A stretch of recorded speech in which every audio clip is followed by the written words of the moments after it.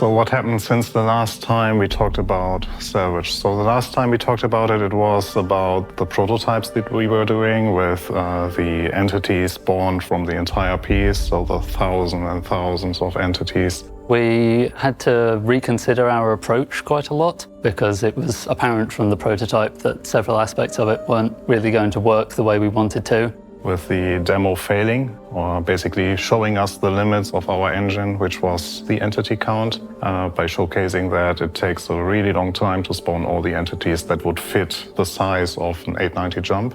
We also had to reconsider some things because we wanted to get this in players' hands as soon as possible. So that means making a few adjustments to the scope. We were asked to come up with a solution by end of this year, which is Structural Salvage.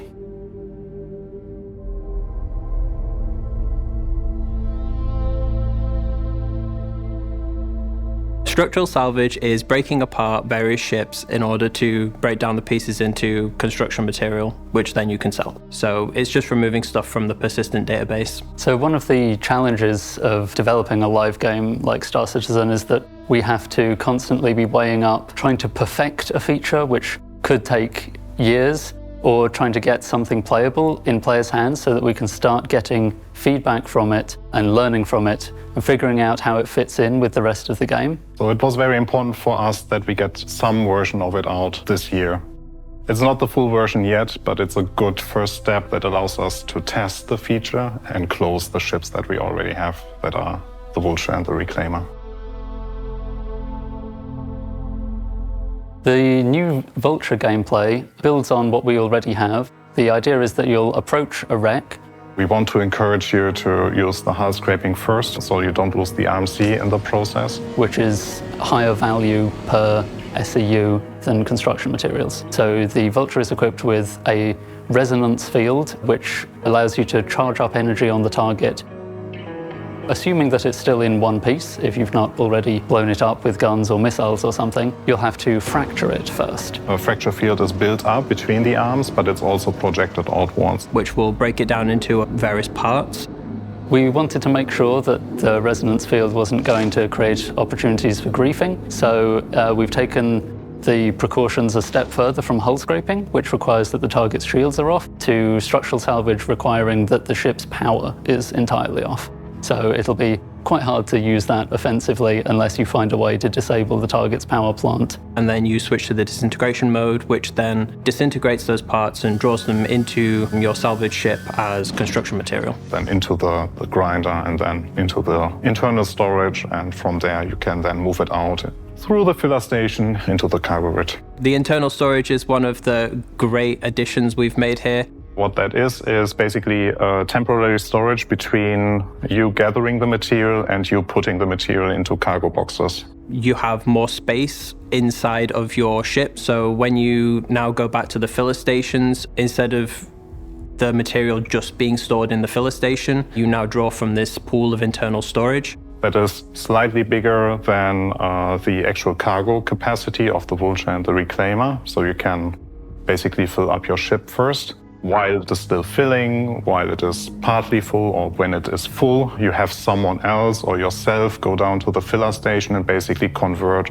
everything or all the resources that you have inside the internal storage into the cargo boxes. The boxes come out automatically, so they deplete the internal storage and you will be able to move those boxes around on the cargo grid. Which does really help with the player experience of the Vulture. A lot of people were saying was problematic because there was a lot of getting up from the seat, going back, and then going back to the pilot's seat again. So this is an improvement there. Once you've essentially got all of the stuff out of the filler stations, you'll be able to fly them somewhere and sell them. The Reclaimer gameplay is very similar to that of the Vulture, except that it's all done by the claw operator, who is the co-pilot seat. You may notice that the claw of the Reclaimer will look different. I think the art team did a really good job there. So we got the request to start looking at the structural salvage feature support. Yeah, the feature team reached out to us and explained to us what they wanted to do and how it was all going to work. And obviously that means that from our point of view, there's a few things we needed to do. It's always had this kind of great big claw underneath it, underslung under the cab. And now was the time that we were going to look at it and kind of make that nice kind of feature of the ship actually function. Now we have the gameplay defined and redesign or revisualize the claw. We didn't want to just kind of start from scratch. We wanted to take the essence of the original, but rework it to a way that now made sense with how the actual feature works as a whole. One of the things we wanted to do was make sure that the claw was in the player view when you were sat in the operator seat. And because of that, we tried a few different options out with the claw kind of like facing forward originally, and then we kind of had it facing up. We wanted to have the hand of the claws actually upward facing so that we have it easier accessible by the tractor beam gunners on the reclaimer so they can feed into the hand. But we realized with the updated position that is more forward facing, it makes more sense because we had to navigate that the hand is below it. And with the tractor beam, it still works. You will no doubt have noticed that we're no longer calling this feature munching, and that's because we just didn't have the bandwidth to support an actual physical munching action of the claw. On the original, it was like a claw that would rip things apart. Now the feature isn't working like that. So now it acts as the field emitter for the resonance and disintegration fields. You can still start with hull scraping, and we highly encourage you to actually do that so that you get the RMC, which we will increase in value. So it will be worth your time to actually do the extra step. And claw will activate the resonance field or fracture field of the claw, and the claw operator then needs to communicate with the pilot to bring the claw into the position of the target that you want to fracture. Once the target is in the fracture field of the claw operator will press a button, a timer will run down, and the ship that is affected by it will break into pieces. Currently, you're not able to move the claw around, but the remote turrets do have tractor beams on them. Not only you can hold the objects or rotate the objects with the tractor beams, you can now also pull the objects into the resonance field or into the disintegration field. The idea is that you use the tractor beams to grab any drifting pieces and move them into the field.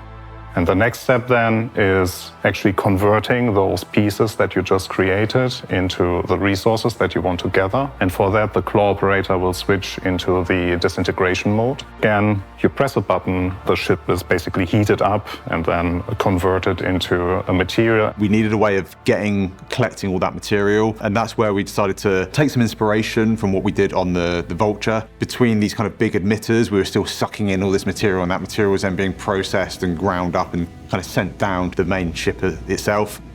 And then directly moved into the internal storage of the reclaimer. The filler stations in the reclaimer have been changed as well because the reclaimer is such a big ship, and having it just one SCU containers for like 360 SCU of space was laborious. To that, we also allow you to create bigger boxes now on the reclaimer. So it's not only the 1 SCU boxes that you currently have, but it's 1, 2, we don't have 4, but we have 8 and 16. Which then you can go about stacking to your heart's content. We really wanted to reduce the amount of back and forth that you have to do, and we think it's a good solution. One of the distinctions with the reclaimer, though, is that it can break apart basically any size target, whereas the Vulture is limited to only up to a certain size of ship. So currently, anything above, I think it's the Star Runner, can't be fractured by the Vulture, which is something you would need the reclaimer to fracture. So if you can find one of these big wrecks, obviously there's a lot of material to be gained from this, which means obviously more SCU to be sold at the end, which is vastly more profit. We like to think that it would be more profitable to do this than the Vulture, but obviously the Vulture is still very much convenient if you're a single player who goes around doing single player salvage.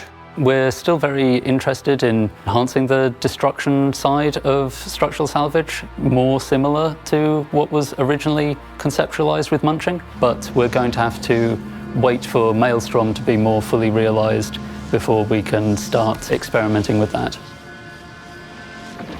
So we've done a few things to improve the quality of life of salvage in general. First of all, the Vulture has some interesting features that you can control each of its little salvage arms independently. so that you can hold onto a target with a tractor beam. Some of the elements that you will have in front of you, the sum of all the pieces that you will have in front of you, will be too much for your cargo hold.